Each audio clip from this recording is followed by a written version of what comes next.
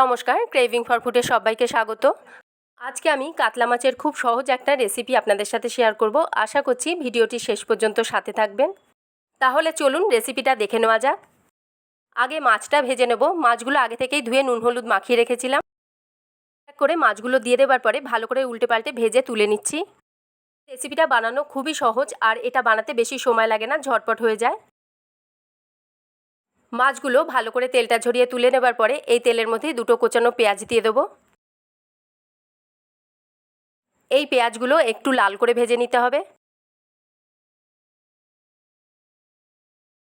পেঁয়াজগুলো ভালো করে ভেজে নেবার পরে এখন এর মধ্যে দিয়ে দিচ্ছি ছোট হাফ চামচ মতো লঙ্কার গুঁড়ো,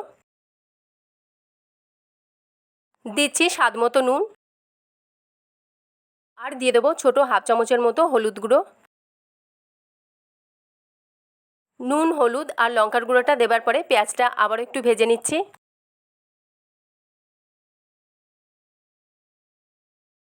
এই সময়তে 1 কাপ মতো জল দিয়ে দেবো। ভালো করে মিশিয়ে এটা কিছুক্ষণ হতে দেবো যাতে পেঁয়াজটা ভালোভাবে নরম হয়ে যায়। একটু ফুটে উঠলে এর মধ্যে দিয়ে দিচ্ছি বড় 3 চামচ মতো টক দই। দইটা এর সাথে ভালো করে মিশিয়ে নেব। অনেকটা জল শুকিয়ে আসার পরে পেঁয়াজটা ভালোভাবে নরম হয়ে গেছে। এখন খুন্তির সাহায্যে একটু পেঁয়াজগুলো এইভাবে মিশিয়ে নিচ্ছি। এইবারে জলটা পুরোপুরি শুকিয়ে তেল ছেড়ে এসেছে। এখন দইয়ের বাটিটা ধুয়ে এর মধ্যে হাফ কাপের মতো জল দিয়ে দেবো। জল দেবার পরে ভালো করে মিশিয়ে নিয়ে একটু ফুটে উঠলে এখন ভেজে রাখা মাছগুলো এক এক করে দিয়ে দেবো।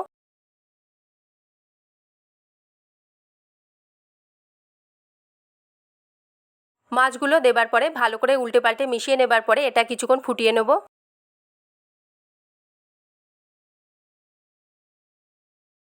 এই সময়তে আমি এর ওপর থেকে ছড়িয়ে দিচ্ছি সামান্য পরিমাণে জয়িত্রী, জায়ফল আর এলাচ গুঁড়ো।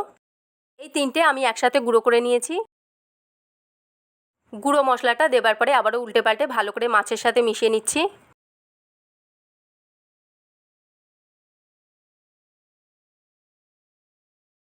মাছটা যখন একদম গা মাখা মতো হয়ে আসবে তখন এর ওপর থেকে ছড়িয়ে দেবো কোচানো ধনেপাতা। আবারও একটু মিশিয়ে নিয়ে এটা নামিয়ে নেব।